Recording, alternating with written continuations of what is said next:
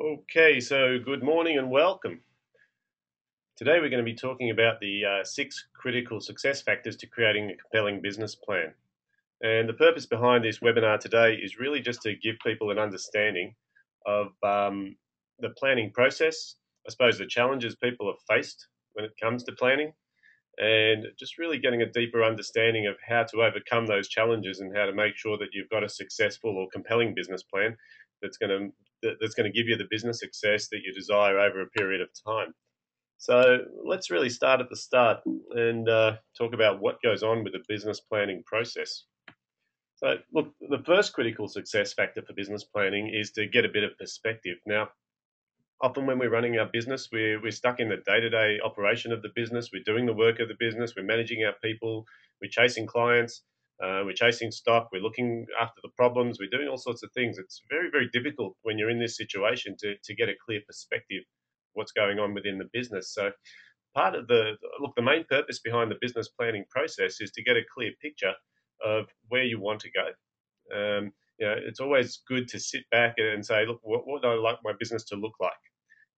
One of my favorite strategies when we're coaching people within the business planning process is to use the magic wand theory.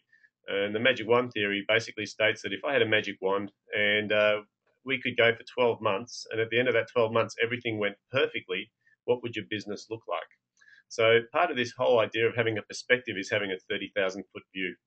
And the 30,000 foot view is really about sort of not being in the business, but being on top of the business and really being able to see the whole business as an operation. So, really getting that perspective is quite an important aspect of being successful in the planning. See, one of my favorite sayings about business planning is it's not about the plan, it's about the planning. And this is one of the big myths that people have about business planning. And the myth is that I need to have a comprehensive business plan and I need to get a professional to help me write it. And it needs to be spot on, it needs to be correct. Well, here's the truth. The business plan is out of date almost immediately when you write it. And getting the right or definitive business plan for your business is a fallacy because the environment changes, the people who work with you change, the customers change, the market changes, everything changes so quickly that a plan is just going to be out of date from the moment it's completed. Now, that shouldn't be disheartening because it's not about the plan. It's actually about the planning process. So really, one of the most critical aspects of planning is actually doing it and getting engaged and actually sitting down and conceptualizing what the business could be like and where are the areas for improvement. So let's talk a bit about this whole planning process because one of the things that stops people planning in most situations is actually fear. And the fear is that they might fail. And failure as a fear is something that it plagues the human race. We're brought up in a society where failure is deemed as bad. And if you don't want to fail, the best way to do that is not do anything. But the psychology of failure is a very dangerous thing because what we're dealing with is this understanding that if we stuff it up, then we're going to be judged in a negative way. And so it really stops us from being creative. It stops us from being ambitious. It stops us from thinking about what we could, like possibility thinking, because this whole idea of failure being negative is actually inhibiting us from planning or from being successful. So what I like to do straight away with people when we talk about planning, we say there's only one failure in planning, and that's the failure to actually participate. Now, it sounds funny, but here we are talking about planning process. And when people say, well, I'm not sure how to write a business plan, the answer is just start, right? Because when we start writing the business plan and we give 100% to writing that business plan, it doesn't matter what comes out the other end because it's not about the plan, it's about the planning. So this whole idea of fear is just start. So let's talk about what happens because one of the things that we talk about a lot within coaching is when people are doing this whole notion of a business plan, it's a fearful thing. It's a monolithic thing. It can be very confronting. It can be very confusing, and so people go into this analysis paralysis. And usually they give us lots of excuses. So the amount of times I hear people say to me, "Well, David, I just don't have time to put to this business plan." Well, you know what? I've tried a plan before and it didn't work out, and it was because of my business partner, or it was because of this, or it was because of that.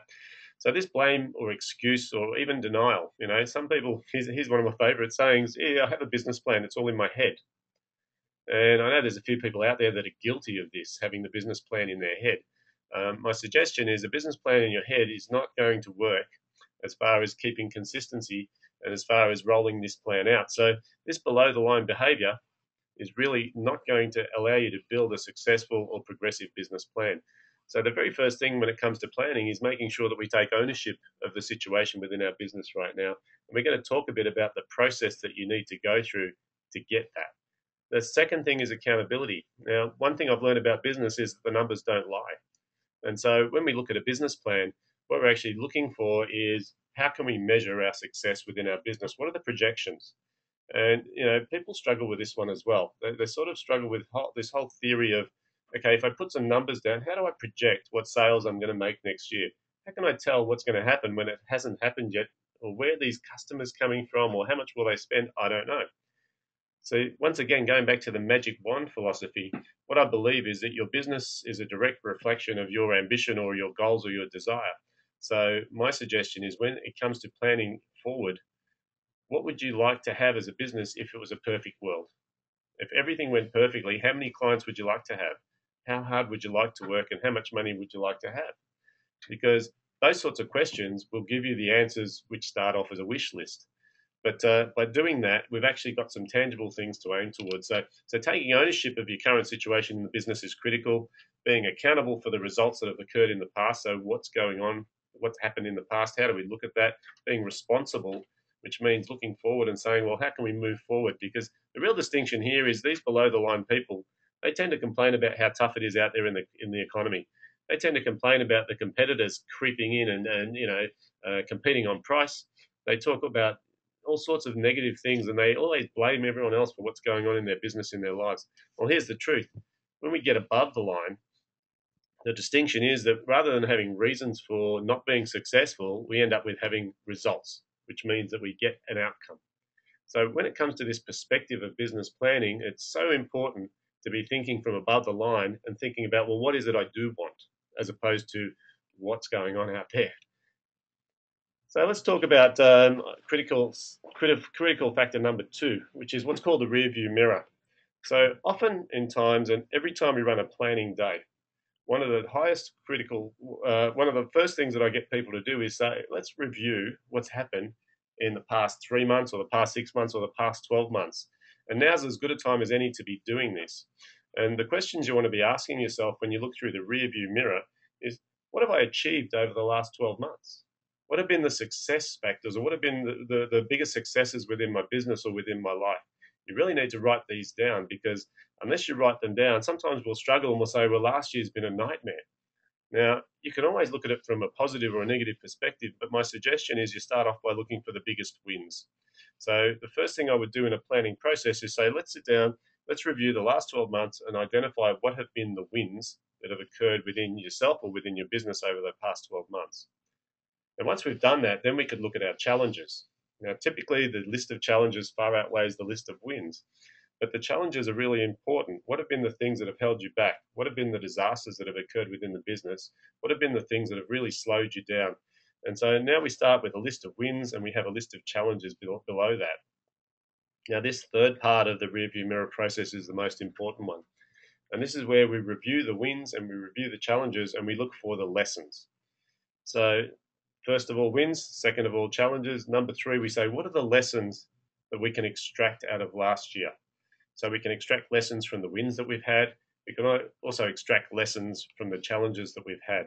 Because, there's no such thing as winners and losers. There's winners and there's learners. A loser is only a person that makes the same mistake over and over again and never learns from it. So this rearview mirror process is a really important part of preparing for a successful business plan. So once we've done that, we can move over to the next stage.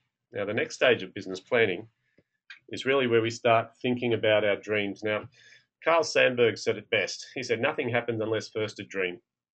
And when I talk about the magic wand theory, it's about really thinking big. And, there's some great books on this topic. The Magic of Thinking Big is a classic by David Schwartz. Think and Grow Rich by Napoleon Hill. There are so many books on this topic, and a lot of people never understand the concept of dreaming. When we look at young kids, when they're around, 3 to 5 years old, and you ask a young kid of that age, what do they want to do with their life? They come up with things like, I want to be Superman, or I want to be an inventor, and they have all these fantastic dreams, and we never knock them off their perches. We always say, that's great. And then as they get older, we start to do this thing called training them into reality. And it's things like, don't get your hopes up, or you're being unrealistic. So rather than bringing their reality up to their dreams, we bring their dreams down to our reality. Now, that kills a lot of innovation, and that kills a lot of ideas, and that kills a lot of invention. So one of the very next things that we need to look at is, once we've done our rear view mirror, we need to start thinking about, what are our dreams? What's the possibilities? What would we like to achieve? If nothing got in our way, what could we do? Because having this sort of vision moving forward is really quite significant when it comes to building a plan, because from our dreams come our goals, and from our goals come our activities. So we start with this big dreaming section. Now, the way I like to do this, there's a couple of different ways that I recommend. The simplest way is to build what's called a dream chart or a dream board. It's about sort of talking about, if I had unlimited time and unlimited money in my life, what would I do? Now, the best way to sort of activate dreams is to actually get interactively involved. So with a dream board or a dream chart, it's about jumping online these days, getting on the internet, looking up the kind of cars you'd like to drive, cutting and pasting all these pictures and putting them into a collage. Now, it sounds really ridiculous to tell a business owner they need to go and create these dream charts, because it has very little to do with their business. Well, see, that's actually where people get it wrong. Because when we think about why we're in business, the main purpose of a business is to provide a lifestyle. So it's all about quality of life. Now, if we don't understand what our definition of quality of life is, then why are we building this business? Now, some people say it's just to pay the bills, or it's just to survive. But to me, that's an existence, right? And one of the biggest things about building your own business is having this ability to build it to any shape that you like. So when we have our dreams, we're talking about personal dreams here. And we're talking about what you'd like to have out of life, or what your family would like to have out of life.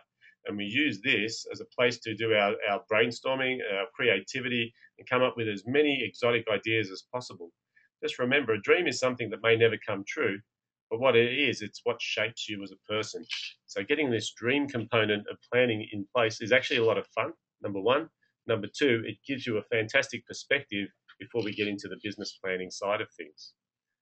So that's the third critical success factor. The fourth one is now moving from dreams to goals. Now, it sounds very logical that everyone should have goals, but here's what I've found. The majority of people that I meet don't have written goals, and they don't understand the power of goal setting, or they used to understand it and they've forgotten about it. Now, what's the difference between a dream and a goal first? Well, a dream is basically something that you'd like to have if you had unlimited time and unlimited money. A goal is just a subset of a dream, and it's just taking something that's possibly a dream for you and putting an end date on it. And what we're looking for here is, how do we define what is important to us? Now, there's a thing called the reticular activating system, and most people don't even realize they have one of these things.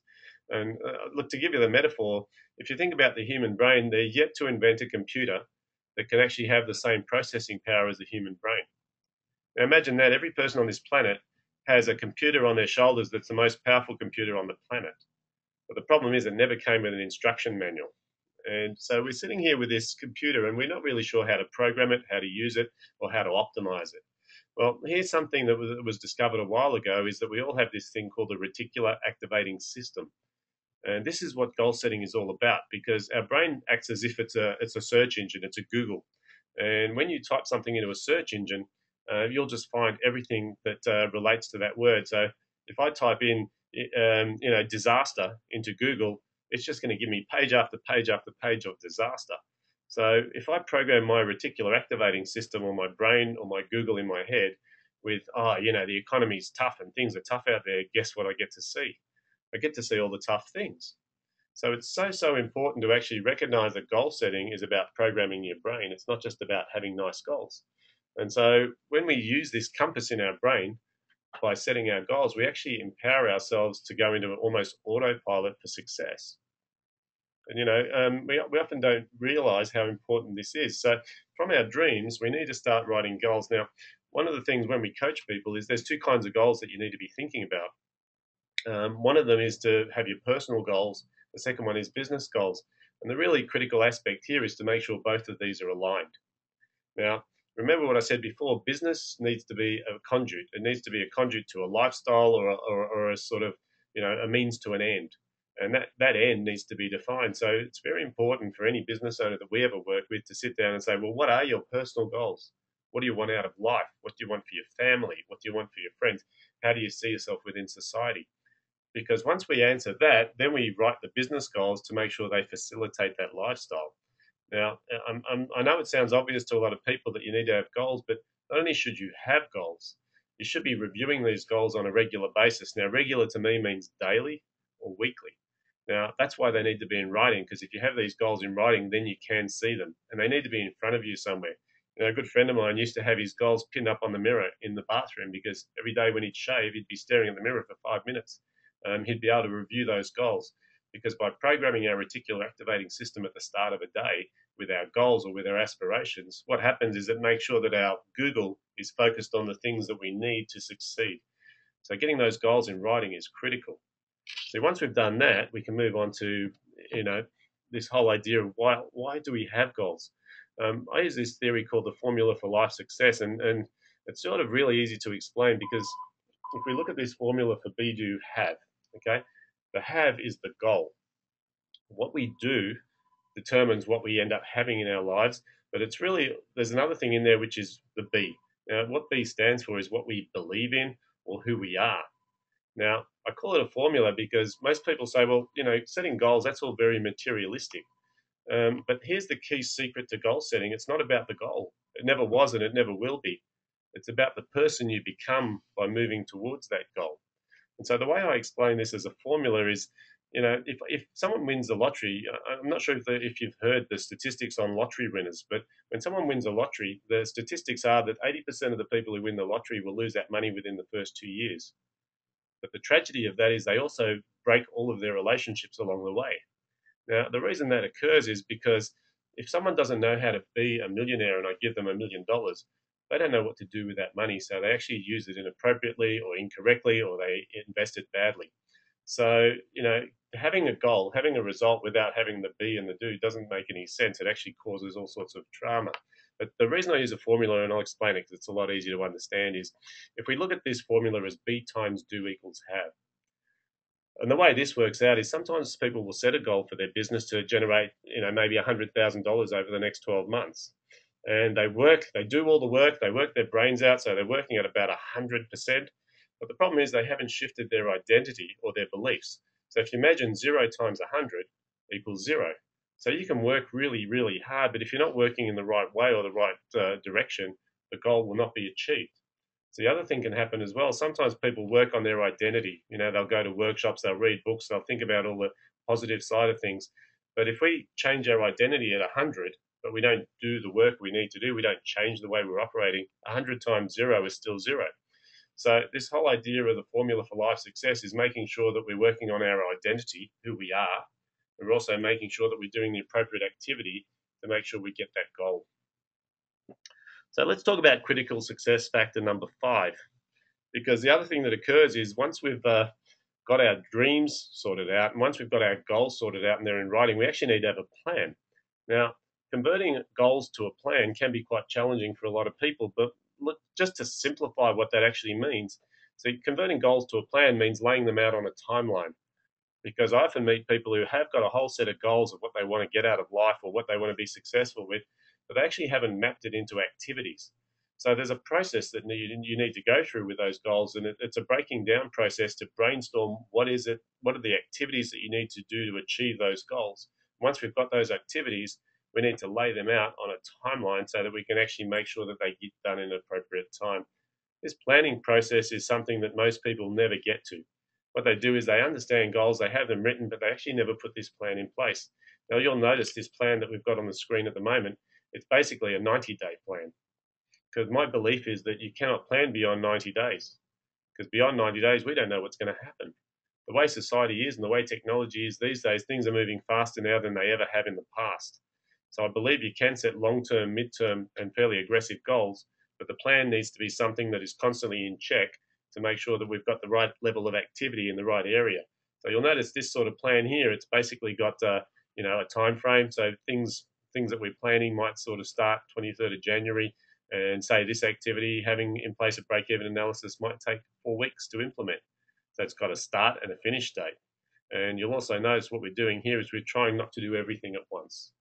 Because the truth of the matter is, as a business owner, we are busy doing the work of the business as well. So if we're doing the work of the business, or if we're working with our team, we actually need to make sure that we've allocated the appropriate time to work on the business rather than just working in the business. So having this plan is so critical, because if you think about it, you would never get a builder to build a house without a plan. But the amount of people I meet in business that are building their business basically from the seat of their pants, they have no plan. And it doesn't make any sense to me, because this business is potentially the key to your future success. And you're doing it from day to day, and it's really more of a job than it is a business, because we don't have a plan that we're working on. So, part of the plan also, like when we coach business owners, there is a process that we take them through, and we talk about building a plan starting from the base, and the foundation needs to be strong. So the first part of business that you need to be planning for is what's called mastery. And if you look at what mastery is, it's simple. It's just taking you from chaos to control. So the first stage of any business plan would really need to be thinking about things like time management, financial management, setting goals, as we spoke about before, and just making sure you're delivering profitably. And the whole idea of that is just to get stability, and stability within the core of the business. See, but once we've done that, we can move to the next part of the plan, which is creating a niche. Now, niche is so important because these days, the way marketing is, and the way that the amount of information people are getting, you need to start to think about how you can specialize your marketing and how you can really carve right into a small area.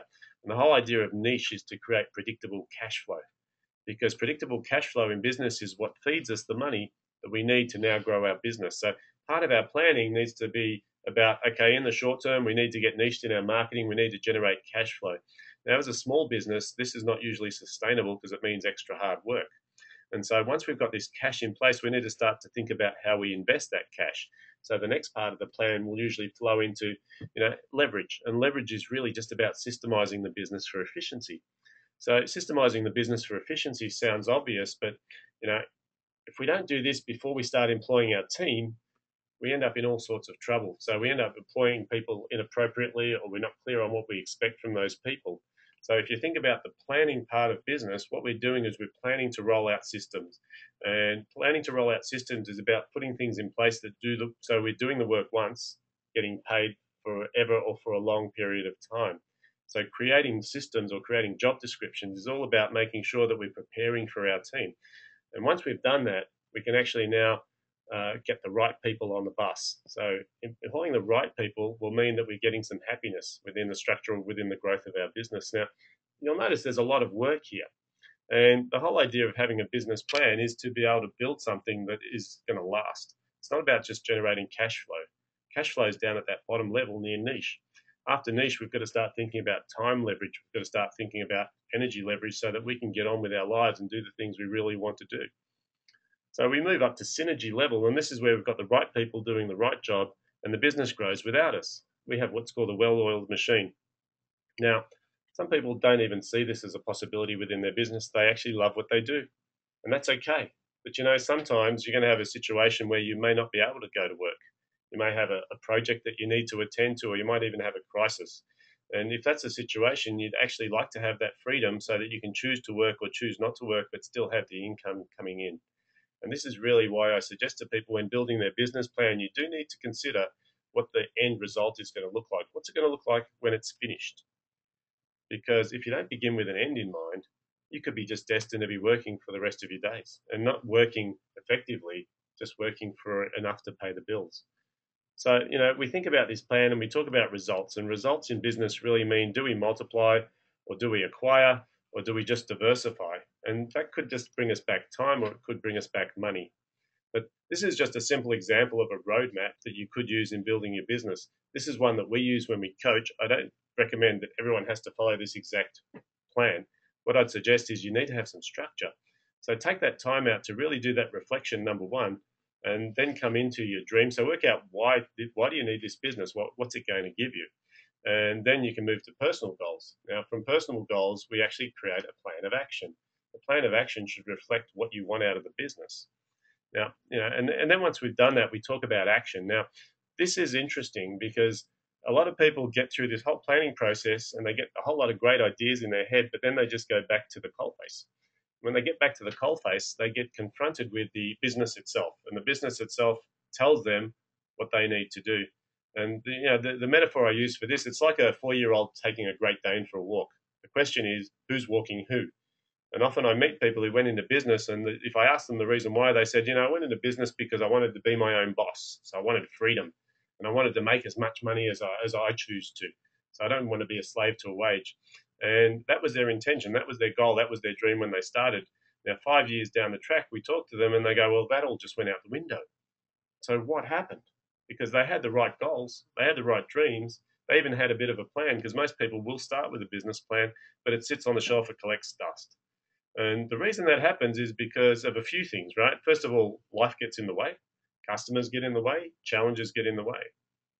So when it comes to the critical factor number 6 is we actually have to be committed to action. Now, what I mean by that is that if we don't actually pace a part of our week out to actually do the work of working on the business, if we run out of time to work on the business, we're actually doing the wrong thing. So execution requires direction, number 1. And that's why it's so important to have those goals in front of you and really be focused on what those goals are and how they impact what you do on a daily basis. The next thing is determination.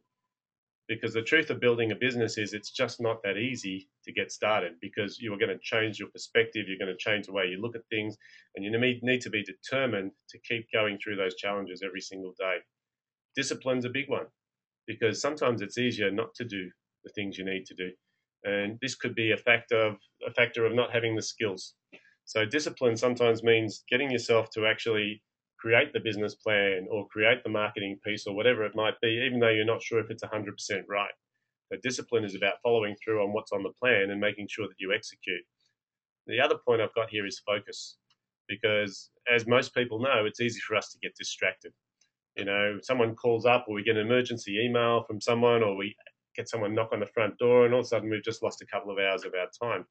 So this focus can be really, really distracting. And this is one of the reasons I suggest, if you have your 90-day planner, you pin it up on the wall in front of you in the office or in your workplace.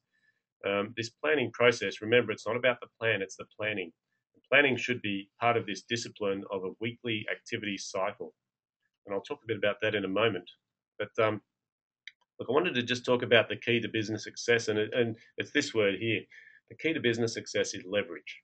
Now, I've been working with business owners for the past 12 years, and there's a lot of different challenges that come up in every single business, but the ultimate point of growth for any particular business is when they start saying, how can I do more with less? So if we look at the definition of leverage that I have here, it's about doing ever more with ever less. Because I don't believe that you can ever be totally leveraged in a business, because there's always more you can do and there's always more efficient ways to do it. So I use the term ever more with ever less. And the next thing I talk about with leverage is breaking things down in their components, dividing to multiply. Now, you'll notice that I use a lot of models when I take people through this business growth and the business planning process. Because if we try and work out how to grow a business, it's a monolith. It's very big and it's very confusing. And where do we start?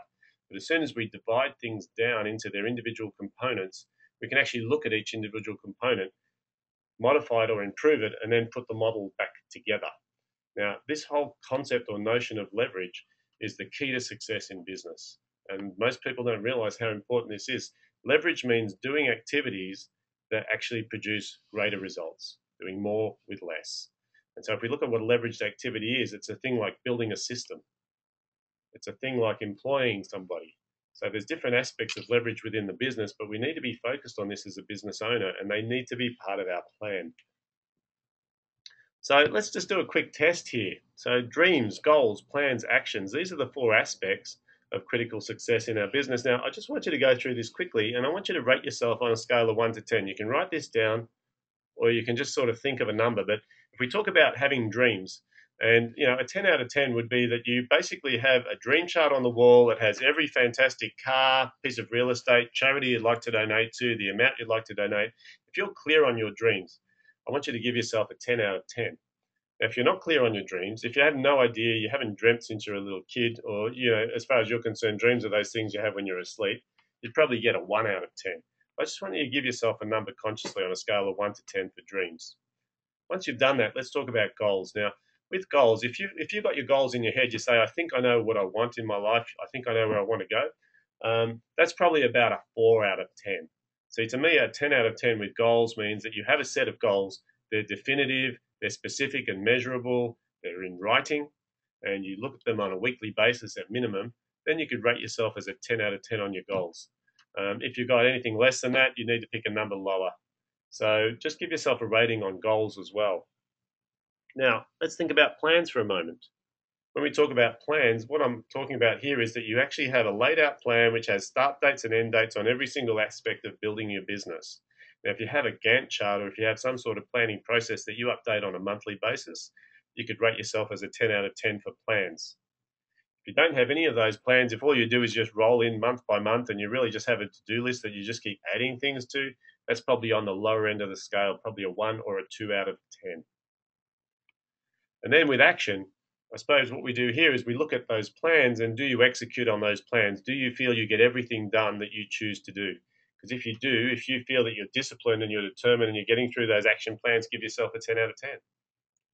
If you feel that all you're doing is being reactive every month and you're just sort of doing what comes in the door, then you're really not acting on those plans. That would be a much lower score, 1 out of 10.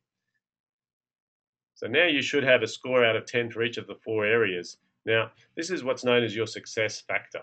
If you multiply those 4 numbers, now if you were perfect, you would have 10 out of 10 in each area. The ultimate number is 10,000. Now, most people I meet, their success factor is much, much lower than that. It's usually sub 1,000. Now, that's not good or bad. That just is what it is. See, my objective here is to help you understand the keys to planning. Now, the keys to planning for me is to make sure that you have all of these aspects attended to. So a little bit of homework for you. What I'd like you to do is pick your 2 lowest areas. The 2 lowest areas that you've actually sort of rated yourself in might be dreams and plans, or it might be action and goals. I just want you to pick those 2 areas that you rated yourself the lowest in. Now, in those 2 areas, what I'd like you to do is I'd like you to write down the top 3 things that you could do to lift that number from what it is. Say it's a 6 out of 10. How would I get it to a 7? So say it was goals and I rated myself 5 out of 10 because I've got my goals in writing. I haven't looked at them for a year, and you know what? They're okay, but they're not optimized. So how would I get myself to a 6 out of 10? Well, there's 3 things I could do. Number 1 is review them. Number 2 is to actually put them up in front of me every day. Or number 3 might be just to make sure that they're still relevant.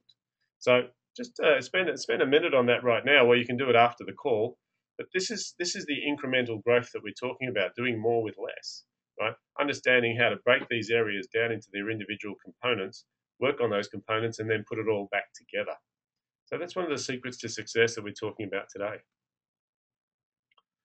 Just an interesting study that I picked up from Brigham University, and it talks about the statements that people make versus the likelihood of them achieving those outcomes. And I use this often because it reminds people of what the truth is. Because sometimes people come to a webinar like this and they sit there and they say, "Gee, there were some good ideas on that webinar."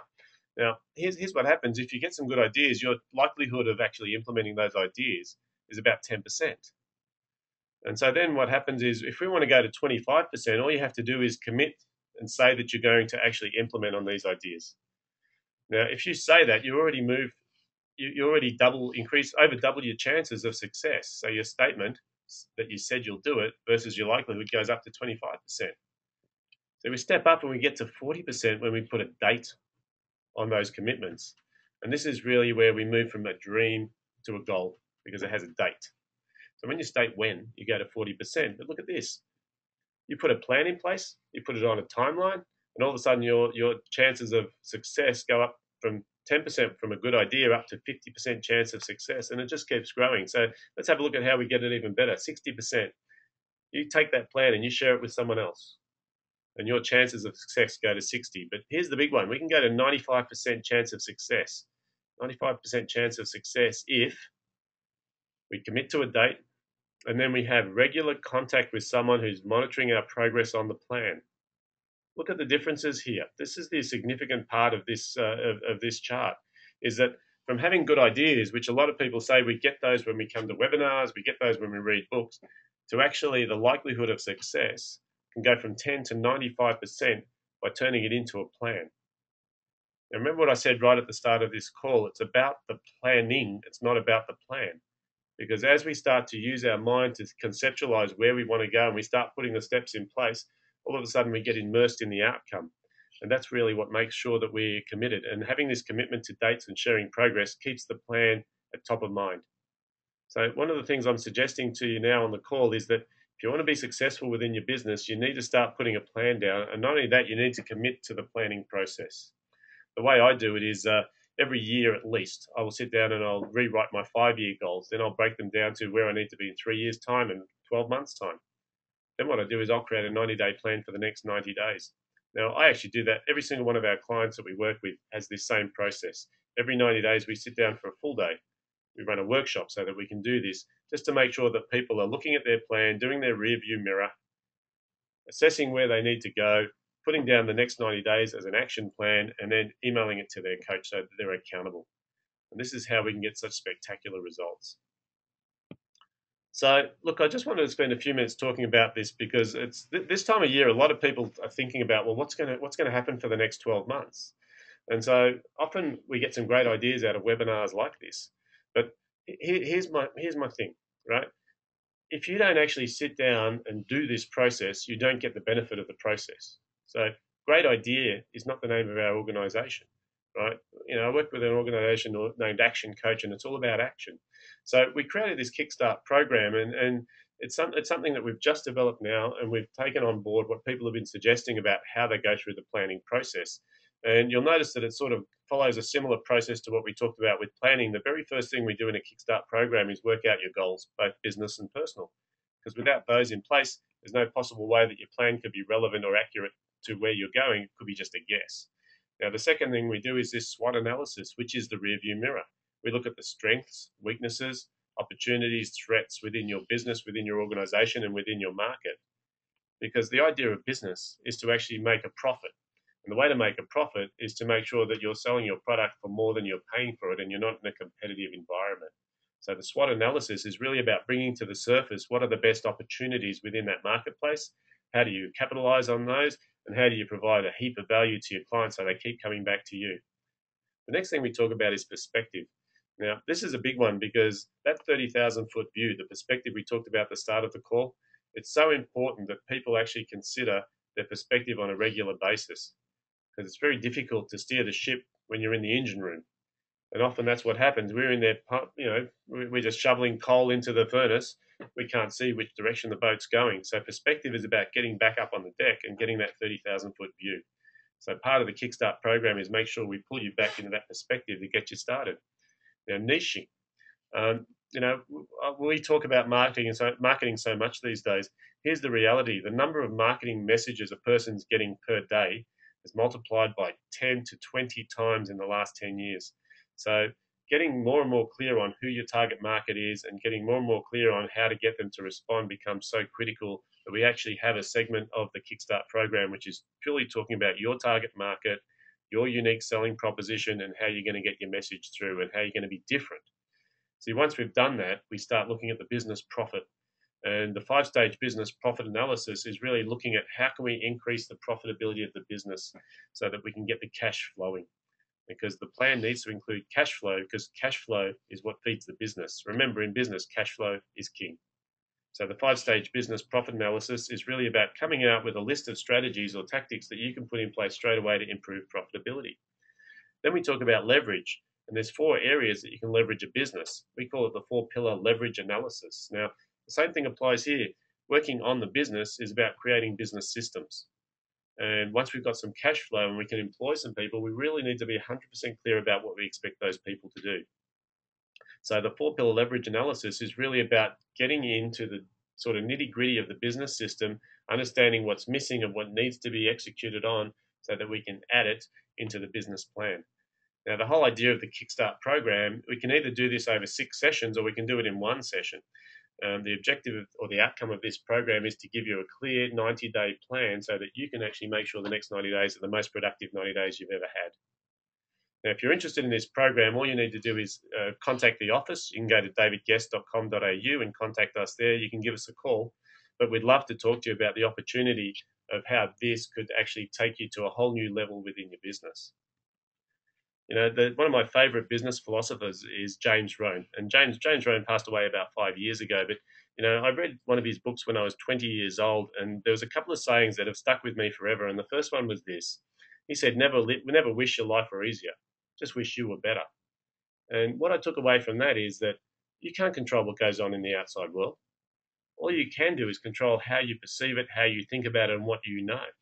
So that's when I started my personal development career. And that's when I started reading every book I could get my hands on about business, about sales, about psychology, about marketing. Because what I realized is the more I know, the better I am armed to deal with what's coming up. So never wish life were easy. I just wish you were better. The second one that he said, which was a bit more interesting, is work harder on yourself than you do on your job. Because I meet too many people in business that just don't have time to do what we talk about. We don't have time. We're too busy. Why? Because I'm busy working in my business. Well, here's the problem. You're working on your job, because a business where you're self-employed is a job. Working harder on yourself than you do on your job means thinking about your own personal development, your own understanding, your own knowledge, your own lessons. What are you doing to get better so that you don't have the same year last year as you did the year before? Every year needs to be better, because one of the truths about business is you're either growing or you're dying. There is no standing still. If you're doing the same revenues this year as last year, that probably means your competitors are catching up, the market is shifting, and you need to move forward. So what I'd suggest to you, as an outcome of this webinar, it's pretty simple. I want you to sit down and I want you to start thinking about, what is my plan for the next 12 months? Follow the steps that I've suggested. If you find that you're getting stuck, give us a call. That's our job. Our job's to help you get through this. But you get a nice, clear planning process in front of you, and the next 90 days will take you to a whole new level within your business. And it's time to get into action. So the minimum that I'd like you to walk away with this call from is an action plan. If you did your rating on the success factors, that should give you an indication of where to look and where to go. If you need further information, get in contact with us. Other than that, I just wish you all the best with your planning process, and I look forward to seeing your success. So I wanted to thank you guys very much for your time today, and look forward to catching up with you in the short-term future. Thanks very much, guys.